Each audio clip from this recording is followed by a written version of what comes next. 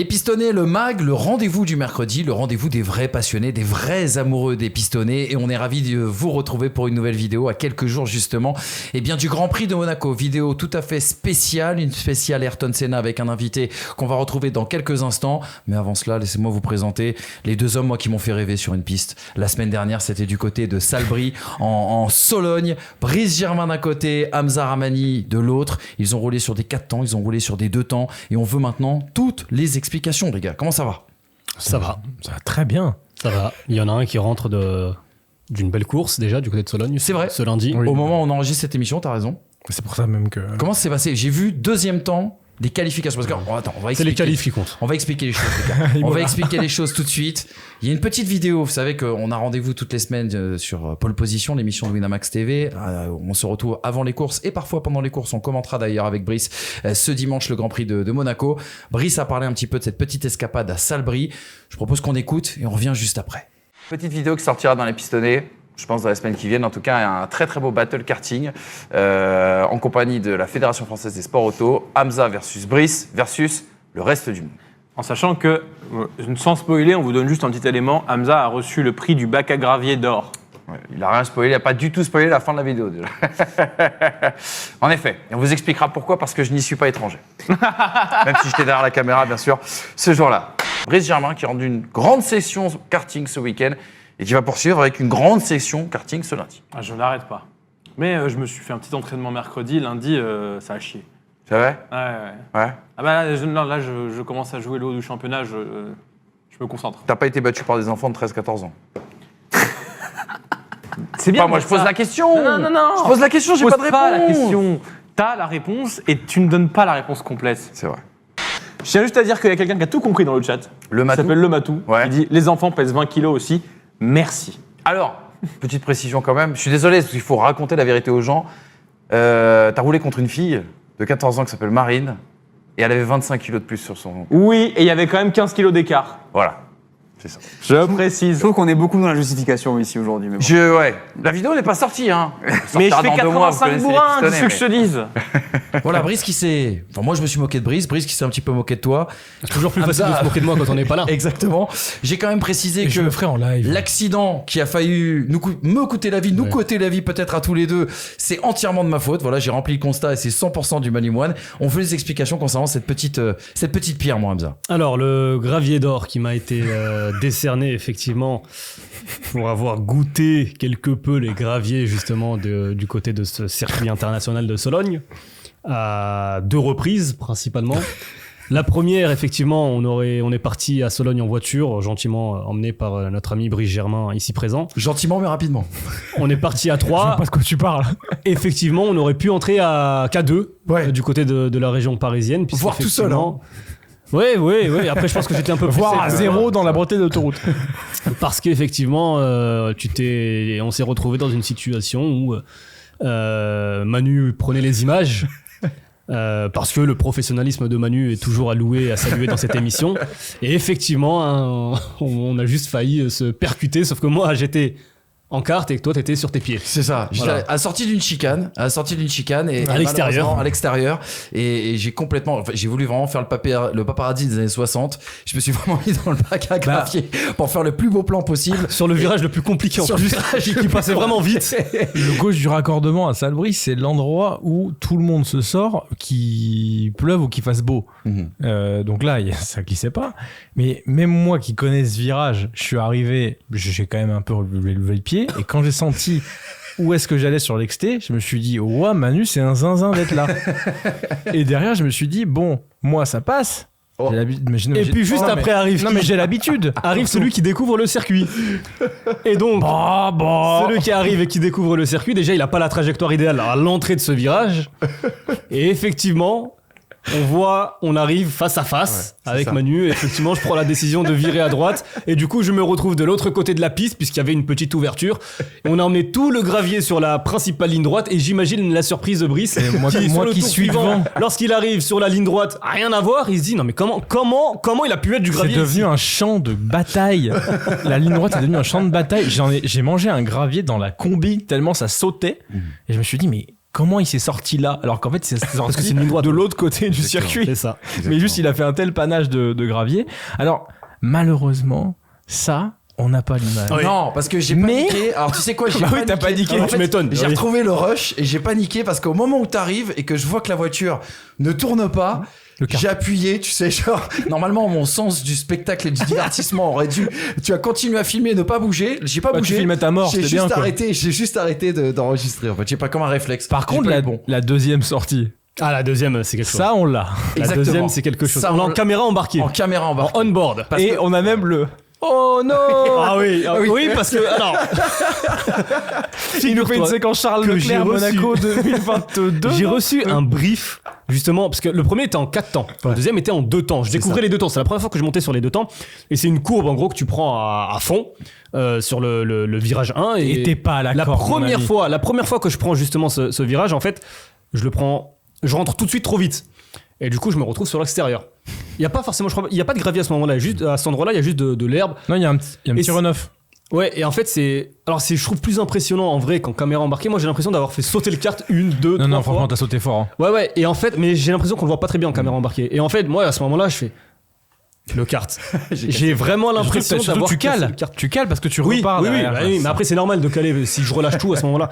Mais j'ai vraiment la sensation de merde, putain, j'espère vraiment que j'ai pas pété un tout petit. En tout cas, vous pourrez final, constater qu'Hamza Ramani ne prend pas ses cordes.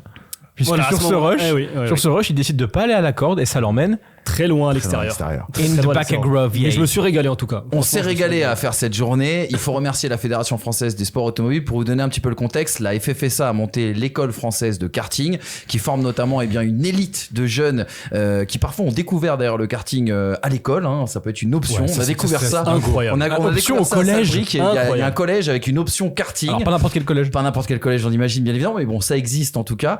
Et donc, il y a une école française du karting, avec tous les meilleurs, on va dire, de jeunes filles ou garçons qui ont entre quoi 11 et. Non, même il y avait des 13 ans, petits, voilà, hein. ça, oui, Il y voilà, avait même, des petits, hein. même beaucoup plus petits. On Voilà, était en pour- mini-car, c'est 7-10 normalement. Je sais pas.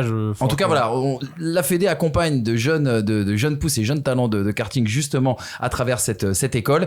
Et du coup, on avait 2 écoliers de marque pour cette session, Brice Germain et Hamza Ramani. Et on a filmé tout ça, toute cette journée. Et ça sera une vidéo un petit peu fun qui va arriver dans les semaines qui viennent. Spoiler, On va se il y en a régaler. un qui prenait des notes. Devinez Ah qui bah, c'est. forcément. Devinez C'est qui c'est. Forcément, on découvre le circuit, on découvre Il y en a un qui connaissait le circuit particulièrement, Voilà. quand même. C'était une sorte de séance d'essai pour sa Exactement, course. les essais aujourd'hui. privés pour sa course du jour. 5 jours avant, il tourne pendant toute la journée, Ouais. il tourne. Et Plein qu'est-ce que ça a soleil. donné d'ailleurs la Plein- course non, mais attends, Parce qu'on plein a quand même soleil. payé une sacrée séance d'essai. J'ai l'impression d'être Lorenz Stroll aujourd'hui. Non mais écoute, plein soleil. En plus, Salbris, je l'ai fait que sous le sec. Donc plein soleil mercredi. Je roule pas trop mal, mais bon, j'attaque trop mes entrées de virage et tout. Et là, du coup, je me dis, allez, aujourd'hui, j'attaque pas mes entrées, je soigne mes sorties parce que ces cartes-là, c'est les sorties qu'il faut faire. Bam, qualif, 1 seconde de mieux que mercredi. P2. Je me dis, allez, c'est bon, on est parti pour une grande journée. Grande journée. Et puis le premier virage, je passe premier en plus. Derrière, il y a un carambolage pas possible au niveau du T6. Donc derrière, je m'envole. 5-6 secondes d'avance. Et puis Patatras. chouva, mes amis. Quand on voit la pluie au-dessus des lacs, du côté d'Interlagos, c'est que ça va arriver sur le circuit. Foudroyé. Je me suis fait foudroyer par la pluie. En fait, non, c'est pas tant ça, mais juste que avec ces cartes-là, les bougies, elles prennent l'eau. Et du coup, j'ai calé 3 fois. Mais en plein virage, hein. C'est-à-dire que tu cales au moment de la réaccélération, il n'y a plus rien. Et à partir de là, du coup, j'ai perdu la P1. La P2, j'ai maintenu la P3. Et puis derrière, ça a été un peu plus compliqué dans le paquet. Mais quand ça s'est mis à sécher, j'ai repris. Je finis sur 36, on était, je crois. Je finis 7. D'accord. Honorable. Et je tiens à remercier d'ailleurs des gens, une famille de karting, on peut le dire, hein. Une famille incroyable. importante en Les France Berthaud, pour le karting, en effet. Guillaume et Marc Berthaud. Marc a racheté la piste, Guillaume la gère. Marc est désormais à la Fédération française des sports automobiles. Et leurs parents, j'ai cru comprendre que leurs parents nous avaient fait à manger le midi. Oui, Ils nous ont c'est ça. accueillis, de manière fantastique. Merci à eux. C'est Merci. une magnifique histoire. Merci infiniment, et je tiens aussi à souligner que Et au si staff, j'ai été Et au aussi, staff, tout à fait. si j'ai été aussi performant, c'est aussi parce que j'ai eu la combinaison C'est vrai. d'un ancien C'est vrai. champion. Tout Les à meilleurs fait. combis que moi, De le carte. salaud. Là. C'est vrai, Incroyable. t'as raison. Celle de Brice, elle est pas mal. Je vous Et- laisserai découvrir tout ça dans la Et vidéo, on non, vous a déjà je veux trop- juste trop remercier le dit. staff parce qu'ils ont trimballé Manu en aller-retour Ah ouais, de ouais. partout sur le circuit. La Et- fourgonnette et ils de- ont quand même fait du taf supplémentaire puisqu'ils ont dû passer le souffleur sur les graviers d'Amza. Ouais. Mais de la faute de Manu, encore une fois. Faut quand Mais même le dire vraiment, aux gens. par contre, vous n'imaginez pas à quel point c'est un malade de cette Mila. Ouais. C'est un fou Je leur furieux. ferai plus, c'est promis. Parce qu'en fait, je m'en suis pas vanté. Quand les gars sont arrivés, ils m'ont dit, mais pourquoi il y a des graviers là? Je fais, je crois qu'il est sorti. Tu sais, genre, surtout, c'est pas de ma faute. C'est Ah là là, Alors qu'il a pris la frayeur de sa vie. Alors qu'en vrai, ouais, Bref, je vous donnerai pas tout. Eric Josson ne s'est pas mis là ce matin. D'accord. D'accord, pour prendre des photos. C'est déjà un signe. Et il avait un chasuble. Et pourtant, c'est un sacré photographe. Voilà, les amis, en tout cas, cette vidéo sera retrouvée très prochainement. On a plein de choses à vous montrer. L'interview de Jenson Button et cette vidéo. Les pistonnés qui font du fun, moi, c'est toujours quelque chose qui me plaît beaucoup. Et les gars, ouvrons un dossier, celui de quelqu'un qui a révolutionné aussi le karting à sa manière, mais un peu plus le sport automobile en règle générale. Parlons tout de suite d'Ayrton Senna. On a évoqué la semaine dernière dans le mag, eh bien, la disparition, le fameux week-end du 1er mai 1994, week-end maudit pour la Formule 1. On est à Monaco dans quelques jours, on sort d'un 30e anniversaire du décès d'Ayrton Senna et on voulait parler justement d'Ayrton Senna avec un invité en duplex aujourd'hui. C'est Rémi Boudoul, auteur de Ayrton Senna, la vitesse dans le sang, sorti aux éditions City. 570 pages d'une bio écrite à la première personne. Bonjour Rémi, comment ça va? Bonjour Emmanuel, ça va super, merci. Merci beaucoup de nous accorder du temps, Rémi. Je parle très rapidement du livre et après on rentrera dans le vif du sujet, bien sûr, concernant Ayrton Senna. Vous vous êtes basé, donc déjà vous avez écrit cette bio à la première personne, ça c'est quand même assez délirant. J'imagine que on doit être un petit peu, quand on va se coucher le soir, on doit se demander vraiment qui on est. Des entretiens, il y a des anecdotes aussi inédites. 30 ans après la mort d'Ayrton Senna, on pensait tout connaître sur Ayrton Senna, on découvre des choses dans ce livre. Une vie dédiée à la vitesse, à l'adrénaline du sport automobile, une carrière hors norme pour l'un des plus grands champions de tous les temps. Justement, Rémi, 30 ans après sa mort, pourquoi Senna fascine encore et notamment la jeune génération qui ne l'a pas forcément connu? Bonne question, je pense que c'est parce que au-delà des performances qu'il a fait, des titres qu'il a, même d'ailleurs il n'a pas les plus gros titres, mais c'est surtout son caractère en fait, qui fait qui fascine, et puis surtout les mots qu'il a réussi à mettre sur son sport. Je pense que ça va assez loin, c'est souvent assez profond, assez psychologique, assez même spirituel.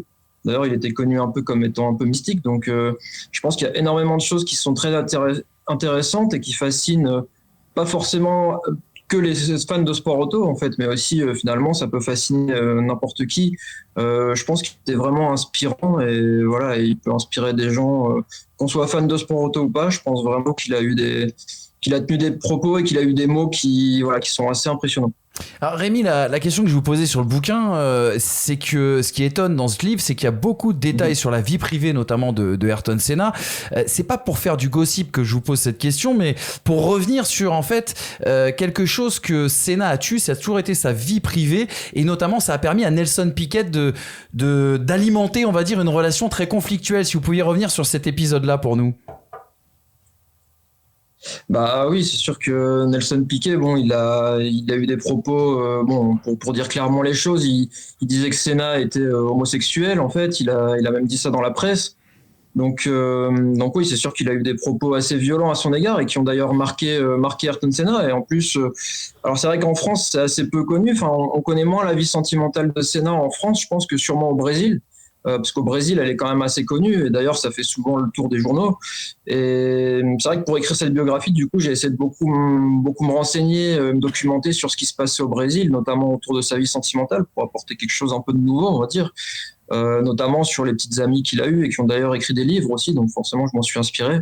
Voilà, effectivement, ça m'a permis aussi de mêler un petit peu dans cette histoire sportive, un petit peu sa vie sentimentale, enfin, d'avoir des éléments sur sa vie sentimentale que moi-même, en tant que fan, je connaissais pas et que j'étais d'ailleurs heureux de découvrir. En fait. Justement, Nelson Piquet, il disait quoi à l'époque? Puisqu'on connaissait pas la vie sentimentale d'Ayrton Senna, qu'est-ce qu'il disait, Nelson Piquet, Rémi? Clairement, enfin, j'en discutais encore, parce que j'ai eu la chance de rencontrer Yves Morisot il y a pas longtemps, qui habitait dans le même village que moi, et il m'a dit en off un petit peu qu'une fois il était avec Nelson Piquet, puis il disait tiens, regarde là, tu vois les filles là-haut, et Ayrton Senna il était avec elle, et puis il disait Nelson Piquet lui a dit je suis sûr il est homosexuel ce gars. Donc voilà, c'est ça qu'il a dit et qui a été relayé dans les journaux et qui a fait beaucoup de mal en fait à Ayrton Senna à l'époque. Ouais, c'était une tentative de déstabilisation. Il y a une chose intéressante, et c'est plus Brice et Hamza, moi, que je vais relancer là-dessus. Après, on sortira peut-être de la vie privée, parce que c'est quand même un des points importants de cette vidéo, enfin de ce livre, pardon, excusez-moi. C'est que on apprend quand même, et vous m'arrêtez Rémi si je dis une bêtise, mais on apprend quand même que Ayrton Senna avait une vie de moine, et je trouve que, alors c'est pas sans rappeler la mienne, mais c'est plus sans rappeler la vie de Fernando Alonso et de Lewis Hamilton. On a l'impression justement que ces grands champions sont dédiés à 100% sur leur sport. Rémi, je dis pas de bêtises, c'est bien ce que j'ai compris dans votre livre. Bah non, enfin au contraire, justement, il avait pas une vie de moine parce que, enfin, il était connu justement pour aller voir pas mal de filles. Finalement, enfin, même surtout vers la fin, c'était plus connu en tout cas. Mais c'est vrai que pendant longtemps, lui, en tout cas, il essaie de le cacher. En tout cas, c'est ce qu'il essayait de faire peut-être parce que moi-même, quand finalement, enfin, avec tous les reportages que j'avais vus sur Senna, en tout cas en France, c'est la sensation que j'avais qu'il avait une vie de moine, effectivement. Mais pas de vie de famille, quoi. En fait, je me suis aperçu en écrivant ce livre que c'était pas du tout le cas. Tout à fait, mais pas de vie de famille parce que en fait. C'est tout le contraire, mais pas de vie de famille parce qu'il était dédié justement à son sport. C'est en ça qu'on peut faire peut-être un parallèle avec Fernando Alonso et Lewis Hamilton. Bah après, en fait, je pense que pareil, là je suis pas forcément hyper d'accord non plus parce que moi, en tout cas, la perception dont je l'ai, c'est qu'au contraire, il avait réussi à bien gérer son équilibre de vie. Et qu'il avait justement une partie famille. D'ailleurs, il avait son surnom qui était Beko et il disait qu'il avait deux personnalités en fait, un peu presque schizophrènes, c'est-à-dire qu'il avait Ayrton Senna, c'était son nom de course, et quand il était dans la course, quand il rentrait dans un week-end de Grand Prix, là oui, il voyait plus sa famille. C'était exactement ça en fait. Il devenait moine à partir du vendredi ou même du jeudi quand les essais libres commençaient. Mais quand la course se finissait, en fait, il avait la personnalité Beko qui était son surnom, on l'appelait dans sa famille. Et puis, il était vraiment très, très famille. Sa famille était quelque chose de très important pour lui. Il faisait du jet ski avec son neveu. Il voyait beaucoup sa sœur, ses parents. Voilà, il était vraiment très proche.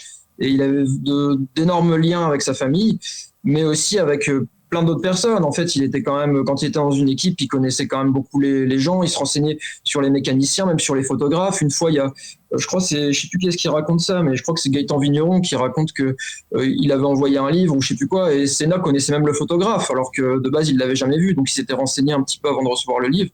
Donc ouais, c'est quelqu'un qui s'intéressait beaucoup aux gens et qui arrivait à trouver, qui avait en tout cas, à mon avis, ce qui est dur quand on est aussi sollicité, qu'on commence à avoir autant de pouvoir, c'est justement de trouver un équilibre de vie pour pas péter les plombs. Et je pense que Senna arrivait à le gérer, même si beaucoup souvent c'était difficile et que des fois il devait même s'en remettre un petit peu à Dieu pour comprendre un petit peu ce qu'il faisait et où il allait finalement. Ouais, on va parler justement de tout cet aspect christique presque autour de Ayrton Senna. On parlait justement de Senna l'homme, parce que c'est je pense le premier chapitre en tout cas qu'on ouvre dans cette vidéo. Hamza, t'as une très très bonne anecdote, on en parlait justement en voiture là, il y a quelques jours de Murray Walker sur l'appellation, la manière de prononcer justement le prénom et nom Ayrton Senna et de ce que ça dit de l'homme Ayrton Senna. Ouais, alors je crois, j'ai un doute si c'est Murray Walker. Je crois que c'est Murray Walker. Un intervieweur de Sky Sport. Je suis tombé sur ça il y a quelques jours en plus, vraiment par hasard.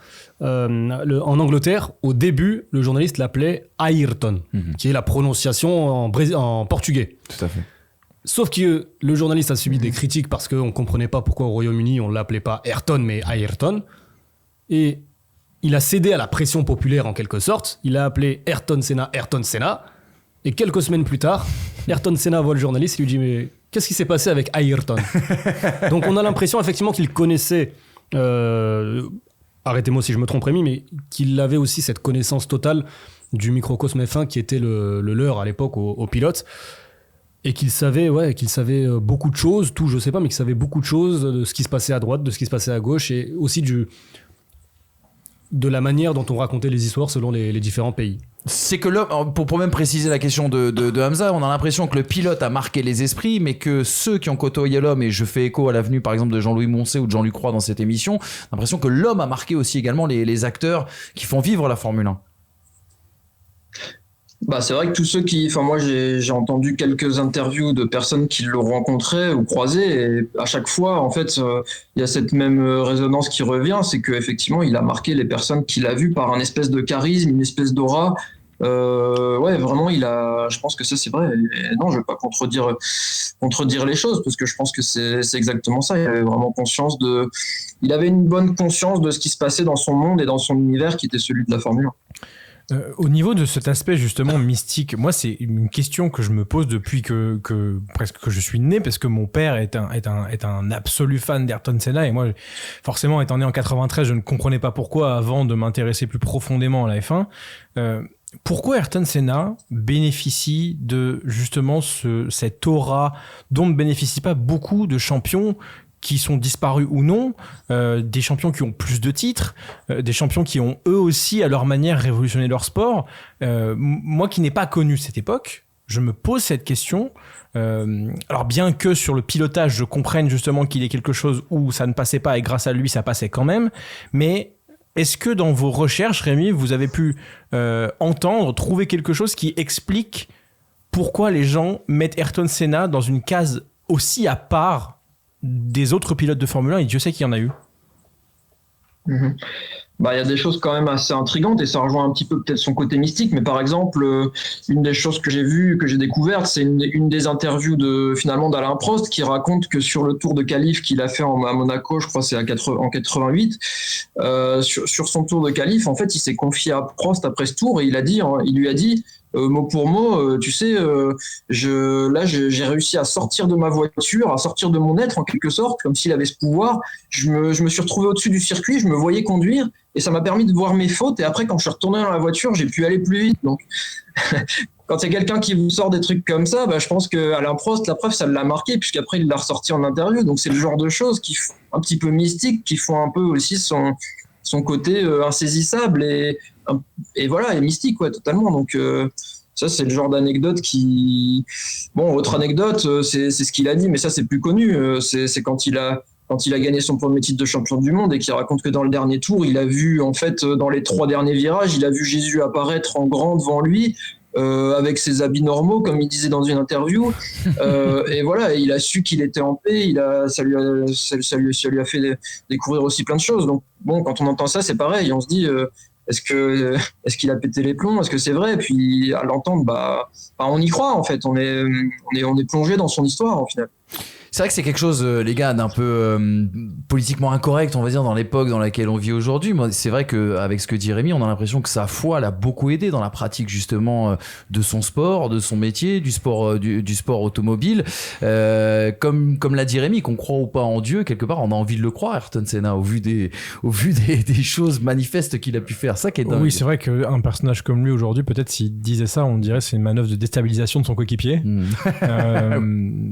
Et au final, c'est vrai que dans ce qui dégage là, tu as ce sentiment un peu prophétique, jusqu'au bout de sa vie même, où il est touché par la grâce et que entre guillemets, alors on dit souvent la foi est une raison de vivre, donc pour le coup, si Senna a cette foi là en lui-même grâce à par exemple ce qu'il peut croire, en tout cas la foi qu'il peut dégager de lui-même justement, ça a un peu ce côté, de toute façon je peux pousser les limites, je peux inventer quelque chose, je peux trouver quelque chose parce que je suis guidé par justement cette grâce, touchée par on va dire ce lien à la religion qui pour lui devait être inaltérable à ce moment-là. Justement, Rémi, Alain Prost avait dit, je crois, après 89 et après 90 que... Excusez-moi, que Ayrton Senna allait trop loin dans la prise de risque notamment. On se rappelle d'un pilote bien sûr au pilotage total.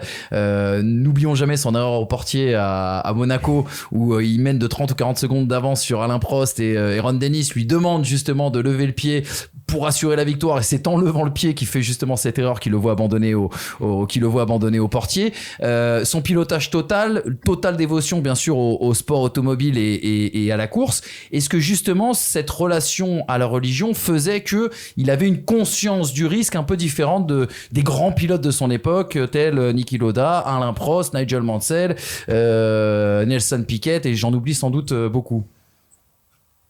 Bah, c'est intéressant tout ce que vous dites. C'est vrai que sa foi, elle menait presque à l'obsession. Il faut savoir que dans les familles au Brésil, ils sont peut-être plus croyants que nous. Enfin, je sais pas, mais en tout cas, il y a une forte croyance déjà au Brésil. Et sa mère, par exemple, j'ai découvert aussi comme anecdote qu'elle invitait un pasteur.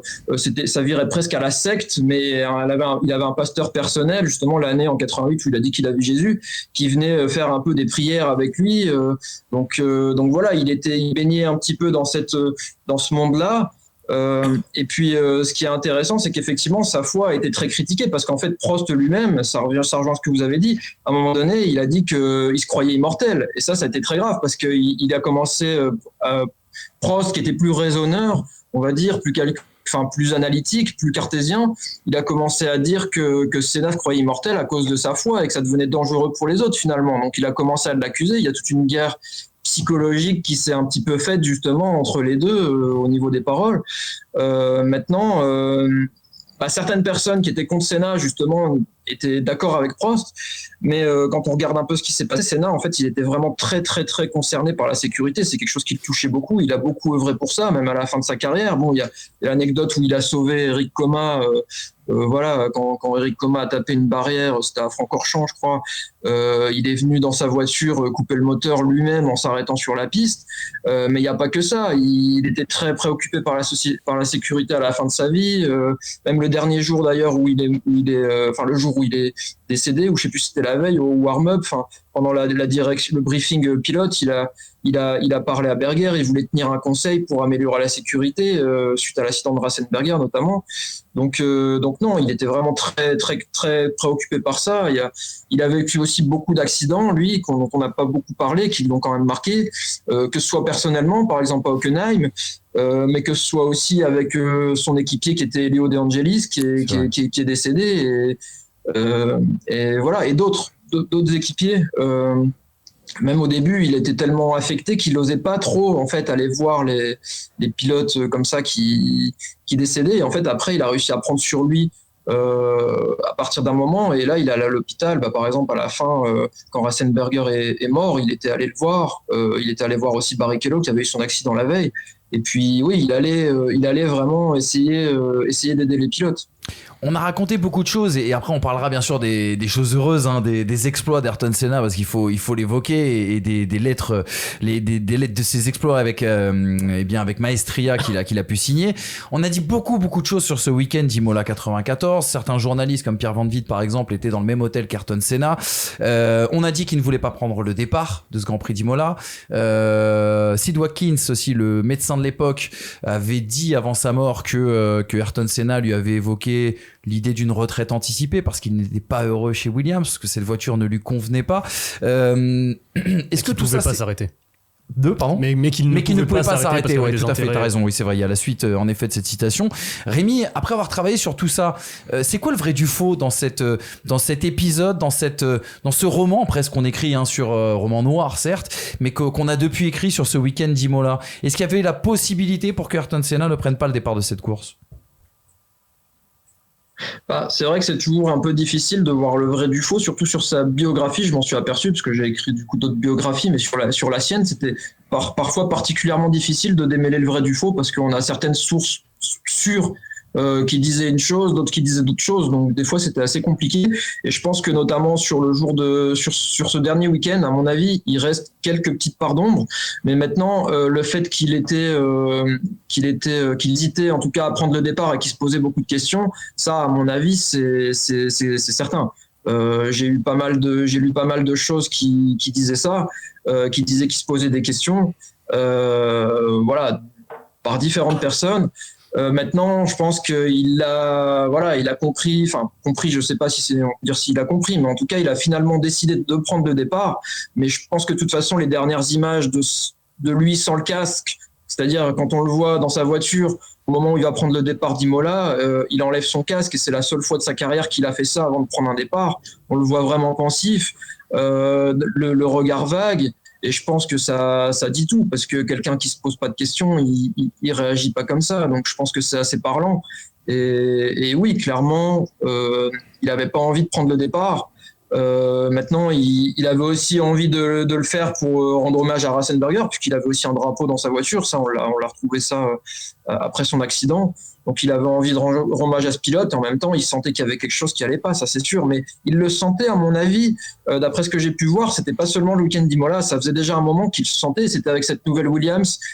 En fait, il sentait pas cette voiture et depuis presque le début de la saison, il ne le sentait pas. Donc, je pense qu'il se posait vraiment des questions là-dessus et il a même plusieurs fois dans certains journaux, dans certaines interviews, il a prévenu comme quoi il y aurait un danger, comme quoi cette nouvelle réglementation avec l'électronique on a enlevé l'électronique, c'était dangereux. Ça, il l'avait déjà prévenu en fait. Donc voilà, il était clairement inquiet. Et d'ailleurs, j'ai aussi des choses qui racontent que qui raconte que les 3 ou 4 jours avant, il avait du mal à dormir et il mangeait pas bien. Donc voilà, non, vraiment, il était inquiet. Il aurait, le soir de l'accident de Roland Ratzenberger, il serait en effet, c'est ce que Pierre Van Witt raconte, qui était dans le même hôtel que lui, à côté d'Imola. Il serait resté muet dans sa chambre et des rumeurs dans la soirée auraient éclaté, comme quoi Ayrton Senna voulait justement ne pas courir la course du lendemain. Ça fait partie aussi de la prophétie, Ayrton Senna, ça fait partie du roman d'Ayrton Senna et du fait aussi également qu'il ait marqué à ce point-là la génération qui a pu le suivre et les suivantes. Parlons des exploits justement, Rémi. Je dis ça pour Brice et Hamza. On s'est un peu écharpé la dernière fois avec Fred Ferret de l'équipe parce qu'on se posait la question de savoir quel était le plus bel exploit de Ayrton Senna, le plus marquant. Moi, j'avoue que pour avoir bossé un peu, sur la thématique d'Ayrton Senna, pour moi c'est Donington 93, le Grand Prix d'Europe avec cette McLaren qui a très très peu de performance, la pluie qui tombe et le premier tour d'anthologie. Je ne sais pas si on a déjà revu ça en Formule 1 depuis.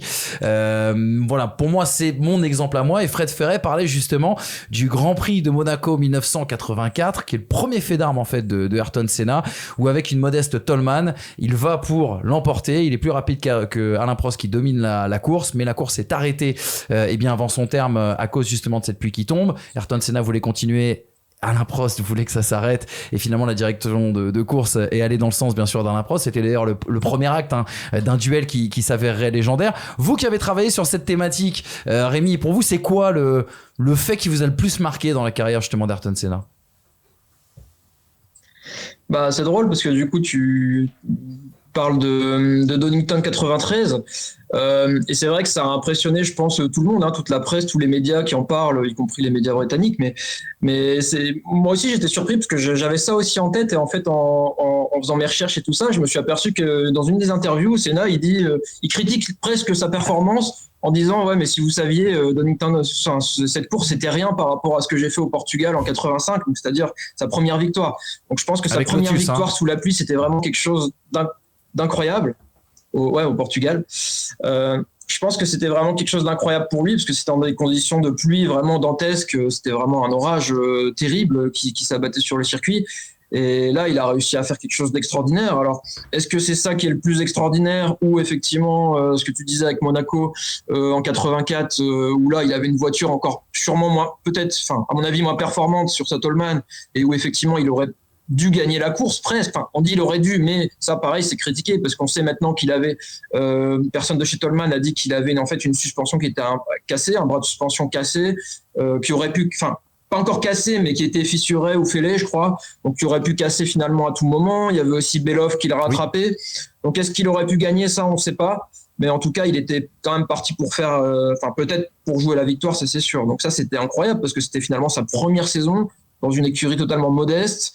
Et il fait ça forcément dans les rues d'un circuit où peut-être le seul circuit où le pilotage compte le plus, qui est Monaco. Donc c'était génial.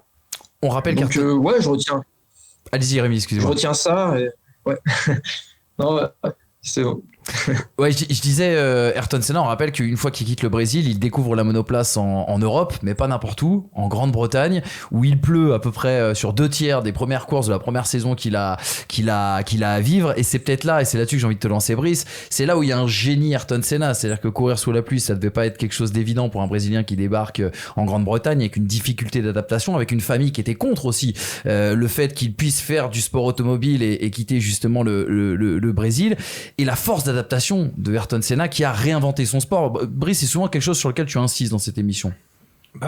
Ayrton Senna, c'est piloter en connaissant les limites avant même qu'elles soient établies par la piste elle-même. C'est-à-dire que il va pouvoir arriver sur un virage et freiner au moment idoine à un tour différent à chaque fois. Ça va être différent parce qu'il sait que la piste s'est adaptée. 90% des pilotes ne savent pas faire ça. Et ceux qui savent le faire, ils savent le faire sur des moments, des moments un peu de grâce. Ayrton Senna savait faire ça dès le karting, en formule régionale, en monoplace. Et ça, c'est très... C'est perturbant presque. C'est-à-dire qu'en fait, le pilotage, ça vient contraster avec une chose qui est le fait qu'on dit souvent que le pilotage, c'est quelque chose d'instinctif. Moi, je suis pas d'accord avec ça. C'est ultra méthodique, le pilotage. Parce qu'en fait, il y a des règles physiques qui s'appliquent. Et qu'en fait, si on comprend les règles de la physique, on comprend comment ça va marcher. Et Ayrton Senna, pour moi, est le seul qui, de par son instinct et de par la sensation qu'il a de ce qui se passe, aller plus loin et plus fort que la méthode. Et justement, lui est arrivé en disant mais votre méthode en fait elle est moins importante que mon talent pur en tout cas ou ma personnalité pure. Et les choses qu'il pouvait faire en karting, notamment avec sa boîte à air, les manières dont il passait les virages et que personne ne passait comme lui, effectivement il y a quelque chose de l'ordre du calcul physique à l'intérieur de son crâne et qui se retranscrit par des mouvements de mains et de pieds que lui-même ne devait même pas comprendre. Et ça pour moi c'est le truc le plus fascinant. Parce que, encore une fois, j'ai roulé moi ce matin sous la pluie dans des catégories largement inférieures et je peux te dire qu'en fait, je suis pas agile et je trouve pas la limite. Et la limite, je la comprends pas. Et j'essaie de freiner de la même manière, 1 mètre plus loin, 1 mètre plus tôt, ça réagit pas de la même manière. Lui, dans des catégories différentes, bien sûr. Mais lui, en attendant, en fait, faisait ça avec une maestria que personne ne pouvait égaler. Et je pense que tout le monde, notamment sur ces courses-là sous la pluie, à l'arrivée, disait mais t'as fait comment, quoi ? T'as fait comment ? T'es passé où ? Et au même endroit que vous, mais différemment. C'est ça qui est fou, Rémi, quand on retrace à travers votre livre, notamment l'histoire familiale, personnelle de Ayrton Senna, et quand on met en perspective les exploits qu'il a pu montrer sur la piste, on a l'impression que c'est quelqu'un que rien ne prédestinait au sport automobile, et pourtant quelqu'un qui a révolutionné le sport automobile. Est-ce qu'on a même un pilote qui a autant révolutionné l'approche de la course que Ayrton Senna ? Je sais pas, mais c'est vrai que c'est ce qu'on disait tout à l'heure quand tu parlais de l'évolution du karting. Moi, j'ai appris aussi qu'il a, par exemple, 2 trucs très simples, mais que tous les kartmen connaissent maintenant et qu'on applique d'ailleurs même en Formule 1. C'est par exemple les trajectoires mouillées. On sait que la gomme, elle glisse finalement. La gomme qui se dépose sous le sec, elle glisse quand ça devient mouillé. Donc, ça devient un peu patinoire de ces zones-là. Et puis, du coup, les pilotes savent bien que maintenant, pour être optimum sous la pluie, il faut passer par l'extérieur, essayer d'éviter les traces de gomme. Donc c'est pour ça qu'on les voit des fois freiner en milieu de piste, couper la trajectoire sèche et puis s'en aller vers l'extérieur pour essayer d'aller choper les endroits de bitume où il n'y a pas de gomme qui s'est déposée sous le sec. Et ça, c'est quelque chose qu'il avait notamment découvert. Autre chose qu'il avait découverte, par exemple, que j'ai découvert aussi dans le livre, en tout cas il était un des précurseurs, on voit beaucoup de kartmen, alors je sais d'ailleurs pas si ça se fait encore aujourd'hui, parce que finalement je vais plus trop sur les pistes maintenant, mais en tout cas de mon temps où je roulais, on voyait beaucoup les kartmen boucher la boîte à air, la déboucher à l'approche des virages, et ça c'est quelque chose qu'en fait c'est lui qui a inventé, il était celui qui le faisait le plus, en tout cas, notamment par exemple au mondial de karting au Mans. Les Français peuvent peut-être s'en rappeler, ceux en tout cas qui ont vécu ce mondial. Donc, j'ai appris à faire ça, j'avais 8 ans. Mais on m'a jamais dit que ça venait d'un pilote. On m'a dit c'est comme ça qu'on fait. Voilà, c'est ça. Et c'est comme ça qu'on fait, c'est normal. Et ça vient pas de la physique, ça vient d'Ayrton Senna. Exactement. Rémi, c'est une question que je vous pose de manière collégiale et on va conclure là-dessus. On entend souvent Ayrton Senna, c'est le GOAT. Alors nous, dans les pistonnés, on évite toujours ce débat. Le débat du GOAT, c'est un truc qu'on balaye d'un revers de la main parce qu'on estime qu'on peut pas comparer les pilotes à travers les âges. Mais on va quand même essayer de vous poser la question. Est-ce que du coup, Ayrton Senna, c'est le GOAT? Et peut-être la deuxième question, moi, qui m'intéresse le plus, et je vous la pose aussi à Hamza et Brice, ce serait qui le digne successeur de Ayrton Senna? Parce qu'on a vu beaucoup de champions se succéder après le décès du génie brésilien. Le GOAT, du coup, je vais rentrer dans la polémique. Enfin, en tout cas, pour moi, personnellement, oui, c'est mon GOAT, clairement. Puisque, moi, j'ai eu la chance aussi de faire un peu de course auto. Et c'est notamment, je pense, Senna qui m'a donné beaucoup de force mentale assez profonde, qui m'a permis, en tout cas, d'accéder à des choses en sport automobile. Et oui, c'était un peu ma référence, en tout cas, quand j'étais jeune. Donc, moi, à titre personnel, je le tiens comme tel. Mais après, voilà, Et le successeur, Rémi, après je prendrai l'avis bien sûr de Brice Hamza sur le sujet. C'est pas cadeau, ça. Le successeur, ça, bonne question. J'aurais envie de dire Charles Leclerc. En tout cas, je sais que Charles Leclerc, il était énormément inspiré par Ayrton Senna. Maintenant, il y en a beaucoup d'autres aussi qui le sont finalement. Il a inspiré tellement de pilotes et tellement de personnes que voilà, c'est dur à dire, mais ouais, j'aurais envie de dire ça. Sur l'aspect pilotage, moi je répondrais par qui aujourd'hui est copié. Parce que c'est ça. C'est vrai, c'est c'est la trace que tu vas laisser, c'est ça. Mmh. Et aujourd'hui, moi j'en vois 2 en activité. Tu as Fernando Alonso et tu as Max Verstappen. C'est vrai. Voilà, si dans 5 ans, ce que a pu faire Verstappen, notamment Interlagos, sur ses toutes premières années Red Bull, si tu le vois dans 5 ans, dans 10 ans, dans 20 ans, bah, peut-être que dans 5 ans, dans 10 ans, dans 20 ans, on se dira, ouais, mais regarde, Max, il l'a fait. Voilà, moi, j'aurais plutôt tendance à voir l'héritage justement sur l'aspect il a fait ça, il me fait penser différemment et je vais l'appliquer. Je me suis jamais posé la question. Donc en fait, je vais m'appliquer une rigueur basique qui est où est-ce que Senna m'a procuré de l'émotion, et c'est sur un tour. Moi, les courses me procurent moins d'émotion que les qualifs. Et du coup, Monaco 88, par exemple, est quelque chose de tu peux le regarder 30 fois, c'est ce truc. Et en fait, du coup, des tours comme ça, au final, il y en a quelques-uns quand même, des tours un peu stratosphériques. Et je t'en inclus beaucoup. C'est-à-dire que je vais même inclure mon Kimi en 2005 à Monaco. Je vais t'inclure Hamilton Singapour. Hamilton Singapour 2018, c'était 2017 oula, 17 ou 18, je sais plus. Max Verstappen Jeddah, même s'il est pas Bien fini. sûr. Même s'il est pas fini. Oui, mais c'est du Senna. Dans Ouais. l'agressivité, dans la Vraiment. prise de risque. Vraiment, ouais. Dans l'émotion que procure le Et pilotage. même cette saison, c'est du Senna Prost, C'est vrai. dans tous les cas. Mais il y en a plein, des tours comme ça de légendes. Et en fait, ta capacité à les répéter va te rapprocher un peu de ce genre de mystique-là. Mais ils ont tous à un moment donné, je trouve, été un peu touchés par cette grâce-là. Tu vois, Raikkonen, le nombre de tours de qualif pété qu'il fait. et ce tour-là de 2005, pour moi, est un des plus beaux tours de qualification de l'histoire. Voilà, je retiendrai ça. En fait, cette capacité à me procurer de l'émotion sur un tour, il y en a eu beaucoup. Donc, j'arriverai pas à dire qu'il y a un successeur, mais effectivement, je rejoindrai Hamza quand même, qui est copié. À l'heure actuelle, Max Verstappen quand même est vachement copié. Je parle pas de la monoplace, je parle du style quand il arrive à faire des choses que personne n'arrive à faire. Rémi, vous vouliez rajouter quelque chose?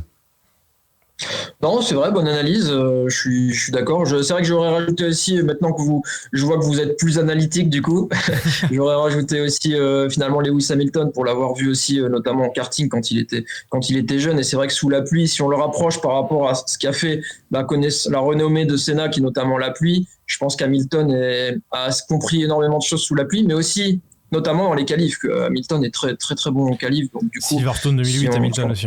Tout à fait. Silverstone 2008 qui est une masterclass de Lewis Hamilton, alors qu'il a du coup, je crois, 22 Grands Prix en Formule 1, un truc comme ça, et qu'il assomme absolument tout le monde. Exactement. Voilà, en tout cas, pour ce Focus Senna, il y a plein de sujets qu'on aurait pu aborder, bien sûr, notamment la rivalité avec Alain Prost, mais il y a eu tellement de choses qui ont été dites et écrites et faites sur le sujet qu'on vous invite bien sûr à aller voir, notamment l'excellent livre de Rémi Boudoul, puisque Rémi, vous y revenez aussi bien sûr sur cette rivalité bien sûr légendaire. On va pas raconter tout le bouquin, sinon il y aurait plus d'intérêt bien sûr pour ceux qui nous suivent. Ayrton Senna, la vitesse dans le sang, 30 ans après le décès du génie brésilien Rémi Boudoul, qui lui dresse le portrait. D'ailleurs, c'est ma dernière question, après promis j'arrête. D'ailleurs, à la première personne, Rémi, c'est ça qui surprend un peu quand on ouvre le livre. Ouais, franchement, ça m'a fait réfléchir au début, de me dire est-ce que je ferais pas à la première personne, et j'y ai beaucoup réfléchi, et puis au final, j'ai fini par me lancer, et voilà, je suis content parce que mon éditeur finalement m'a dit que ça passait bien, et voilà, on verra aussi. J'ai pas encore tous les retours des lecteurs, mais j'en ai quelques-uns pour l'instant. Apparemment, ça passe bien, donc voilà. Après, il faut le prendre en connaissance de cause et le prendre avec humilité. C'est pas le fait de vouloir tout savoir ou autre. C'est le fait d'essayer de retransmettre au maximum et au mieux possible la passion finalement, Ayrton Senna, et puis voilà. Exactement, et c'est un parti pris en tout cas qui est fort, et c'est un parti pris qu'il faut souligner. Le bouquin, il fait 570 pages, donc tout ce qu'on n'aura pas pu dire dans cette émission, il sera retrouvé donc dans ce bouquin qui est sorti aux éditions City. Merci Rémi d'avoir été avec nous, et longue vie à votre livre et plein de grands projets, parce que je rappelle, vous avez aussi écrit la bio de Charles Leclerc. Merci beaucoup. Merci, Bonne Rémi. soirée. Ciao. Merci beaucoup Hamza et Brice aussi également d'avoir été avec nous. On n'avait jamais fait d'émission sur Senna. L'idée c'est, je l'ai dit, c'était de poser des questions, des choses qu'on a découvert à travers ce livre. Il y aurait plein d'émissions à faire sur Senna. Il y en aura une un jour sur la rivalité Prost-Senna. Senna c'est une anthologie. Il faut prendre épisode par épisode et on va construire ces épisodes au fur et à mesure du temps. Ce week-end, Monaco, direction Monaco pas pour les équipes des pistonnés, mais on suivra ça bien sûr sur Winamax TV. Alors restez bien présents, on commentera la course notamment avec Brice et puis on se retrouvera lundi prochain pour le débrief de la 8e manche du championnat du monde de Formule 1. N'oubliez pas que vous pouvez écouter aussi également ces émissions en podcast et on attend votre soutien, abonnement notamment à First Team Sport, FTS désormais, et puis les likes et les commentaires pour continuer cette discussion avec vous. Salut les amis.